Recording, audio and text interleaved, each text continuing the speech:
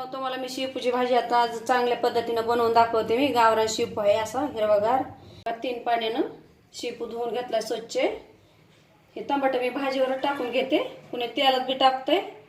आम्हाला ह्याच्यावरच भाजीवरच आवडते म्हणून मी भाजीवरच टाकू शकते. असं कच्चच वरून परतून घेतलं की होते ते गाळ त्याच्यावर शेपूवर. आता टमाटर कापून घेते मस्त असं. हे बघा. आणि आपण तेलात बी हिरवी मिरचीवर बी परतू शकतो. पण आमचे पोरं नाहीत खात तसं. मी असंच भाजीवर म्हणजे ते काढायला पण एखाद्यावर जमते त्यांना. एक टमाटर कापून घ्यायला लागले बघा. धुवून घेतलंय स्वच्छ असं पाण्याखाली मस्त. हे बघा आता गाईस. बघा आता तेल टाकून घेते. तेल कढई चांगली गरम झाली बघा. 2 पळ्या तेल आहे. वाटेत काढून घेतलं होतं मी. आता गरम झालं की आपण काय करू, जिरी मोहरी टाकू. आता तेल तापले. आता जिरी मोहरी टाकून घेऊ. जिरी तडतडली. आता तुम्हाला आवडत असले तर टाकू शकता, नसले आवडत तर नका टाकू. तर आम्हाला आवडते आम्ही टाकतो. बघा आता भाजी टाकून घेऊ. तडतडली चांगली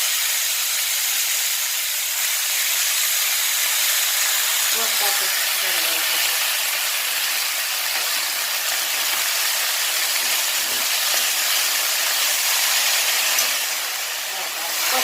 खालीवर करून काय करायचं आपण हिरवी मिरची पेस्ट टाकायची. 1 चमच्यावर तिखट आम्हाला तिखट आवडते. मला 1 चमचा तिखट टाकायला लागले मी फुलभरून.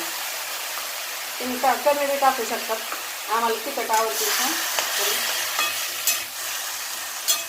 झाकून घेऊ आपण. नंतर मग झाल्यास मग दाखवते तुम्हाला. मीठ टाकते म्हणजे थोडंसं पाणी अंगचं जरा सुटतं ना त्याला मिठानं. डाळीबरोबर हळद आणि मीठ टाकायचे. हे हळद टाकायची. ताट झाकून ठेवते म्हणजे मस्त वाफ आली की काय करते, डाळ टाकून मग तुम्हाला दाखवते. आता वाफ मस्त अशी बसली बघा. थोडी कच्ची बी नाही पाहिजे आणि शिजलेली नाही. वाफ चांगली मस्त बसली. आता ही डाळ 3 पाण्यानं धुवून घेतली बघा. आता टाकून घेऊ. टाकली बघा. आता अशी 5 मिनिटं अजून थोडी एक वाफ बसून मग आता हळद टाकायला एवढी बघा. आता अजून घालून घेऊ. लगेच 5 मिनिटानं पुढे अजून डाळ शिजली की मग दाखवते तुम्हाला. शिजली का बघू आता डाळ. 1 नंबर झाली बघा मस्त. बघा करून एकदा. चला गाईस, बाय बाय. भेटू पुढच्या व्हिडिओ.